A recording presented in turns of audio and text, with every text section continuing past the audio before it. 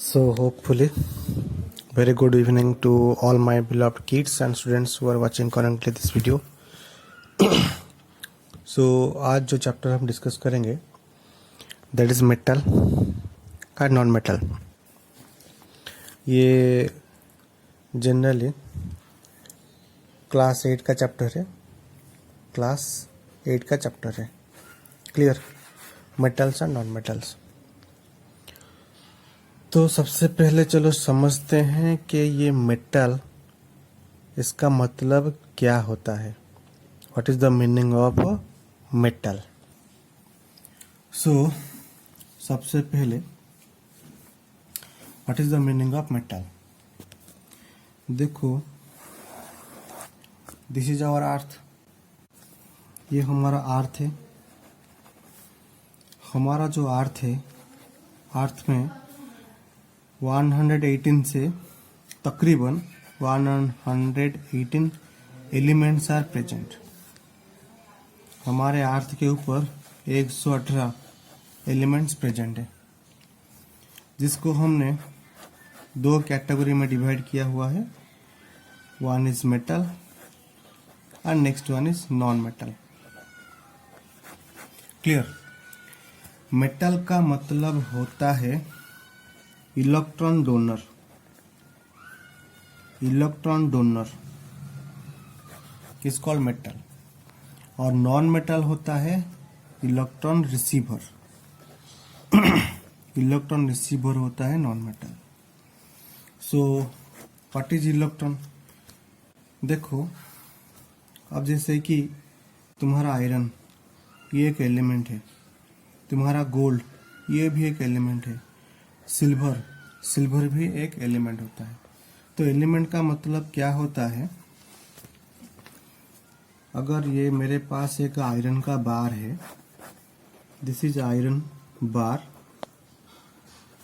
अगर इसको मैं तोड़ूंगा, ब्रेक करूंगा, तोड़ूंगा, तो मुझे क्या मिलेंगे. इसको ब्रेक करने पर मुझे मिलेंगे आयरन पाउडर. जब मैं इसको ब्रेक करूंगा मुझे मिलेगा आयरन पाउडर. ऐसे ऐसे ऐसे करके आयरन पाउडर मिलेगा. तो दीज आर आयरन पाउडर्स. मैं एक एक पाउडर को बोलूंगा एटम. ये भी एक एटम है, ये भी एक एटम है, और ये भी एक एटम है. ठीक है. तो मैं एक एटम को जूम कर लेता हूँ. ये एक एटम को मैंने कुछ जूम कर लिया है. अगर एटम को आप इलेक्ट्रॉन माइक्रोस्कोप में देखोगे, इलेक्ट्रॉन माइक्रोस्कोप में अगर आप देखोगे तो ये आपको कुछ ऐसा दिखेगा. एक बड़ा सा सर्कल दिखेगा, उसके सेंटर में एक छोटा सा सर्कल होगा, और यहाँ पे कुछ बहुत छोटे छोटे पार्टिकल्स गोल गोल गोल गोल घूम रहे होंगे, जिनको हम बोलते हैं इलेक्ट्रॉन. ठीक है, जिनको हम बोलते हैं इलेक्ट्रॉन. तो कुछ एलिमेंट ऐसे होते हैं, ये इलेक्ट्रॉन को वो दे सकते हैं. ऐसे करके वो दे सकते हैं. ये ऐसे वो दे देगा. कुछ एलिमेंट, कुछ एटम ऐसे इलेक्ट्रॉन को किसी दूसरे को दे देगा. तो जो एलिमेंट ऐसा कर सकता है, हम उसको बोलेंगे मेटल. तो जो एलिमेंट ऐसा कर सकता है, हम उसको बोलेंगे मेटल बोलेंगे. ठीक है. और मेटल का जो एग्जाम्पल है वो सोडियम, पोटेशियम, ऐसा, ये कुछ उसके एग्जाम्पल्स हैं. और जो इलेक्ट्रॉन को रिसीव करेगा, electron receivers are called non metals. और इसके जो एग्जाम्पल होते हैं, that is your oxygen, nitrogen, carbon, etcetera. ये कुछ उसके एग्जाम्पल्स हैं.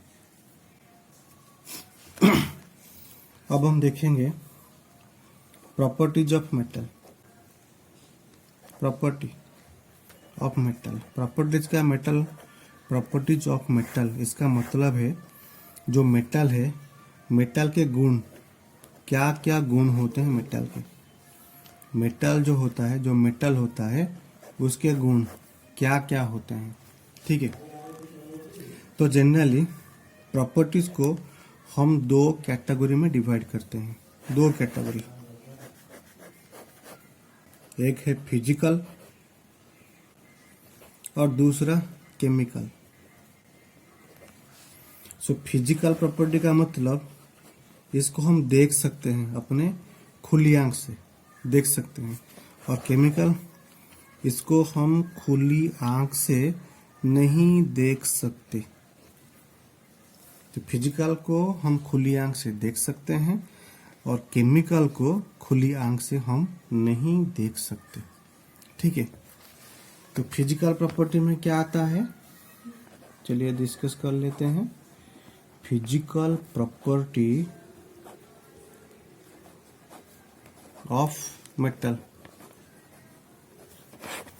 तो सबसे पहले आएगा क्या, लस्टरस। उसके बाद आएगा मालिएबिलिटी। उसके बाद आएगा डक्टिलिटी। उसके बाद आएगा कंडक्टिविटी। उसके बाद आएगा सोनरस। उसके बाद आएगा मेल्टिंग पॉइंट। उसके बाद आएगा बॉइलिंग पॉइंट। देखो, लस्टरस एक ऐसा प्रॉपर्टी होता है जो आपको ये बोलेगा कि मेटल कैन शाइन। अगर कोई मेटल का सरफेस शाइन कर रहा हो तो हम उसे बोलेंगे लस्टरस मेटल। मेटल की उस प्रॉपर्टी को हम बोलेंगे लस्टरस प्रॉपर्टी। जैसे कि आपने कोई गोल्ड ले लिया, मेरे हाथ में ये जो मैंने गोल्ड का रिंग पहना हुआ है, वो साफ देख सकते हो आप लोग कि ये शाइन कर रहा है। तो इसी शाइनिंग प्रॉपर्टी को हम बोलेंगे लस्टरस प्रॉपर्टी। क्लियर। उसके बाद आएगा मालिएबिलिटी। मालिएबिलिटी का मतलब होता है अगर हम मेटल को पीटेंगे, अगर हम मेटल को पीटेंगे, बहुत बुरी तरह से पीटेंगे, तो वो टूटेगा नहीं, वो ऐसे फ्लैट हो जाएगा, ऐसे फ्लैट। मान लो कि ये एक छोटा सा मेटल का पीस है, अगर इसको आप हैमर से पीटते हो तो वो नहीं टूटता, ये कुछ ऐसा बन जाता है, फ्लैट हो जाता है। तो उसी प्रॉपर्टी को हम बोलते हैं मालिएबिलिटी। डक्टिलिटी, ये क्या होता है, अगर आपके पास एक छोटा सा मेटल का पीस है, आप इसको थोड़ा सा हॉट कर देते हो, गर्म कर देते हो, गर्म करके अगर आप इसको खींचोगे तो ये क्या होगा, ये से लंबा हो जाएगा, जैसे लंबा हो जाएगा। So this property is called ductility. Then conductivity. Conductivity क्या होता है, जो मेटल होता है, मेटल से हीट पास करता है और इलेक्ट्रिक करंट ये भी पास करता है। तो उसी प्रॉपर्टी को हम बोलते हैं conductivity. Then come to sonorous. Sonorous का मतलब क्या है, अगर हम मेटल को ऐसे ऐसे पीटेंगे, मेटल को अगर हम पीटेंगे तो मेटल से कुछ आवाजें निकलेगी। आपने तो कभी ना कभी लोहे को पीटा होगा, तो अगर आप कभी भी लोहा हो या फिर कोई भी मेटल हो, अगर उसको आप पीटोगे, स्ट्राइक करोगे, तो उससे कुछ साउंड निकलेगा। उसी प्रॉपर्टी को हम बोलते हैं सोनरस प्रॉपर्टी। उसके बाद आता है melting point. Melting point, melting point का मतलब होता है द टेम्परेचर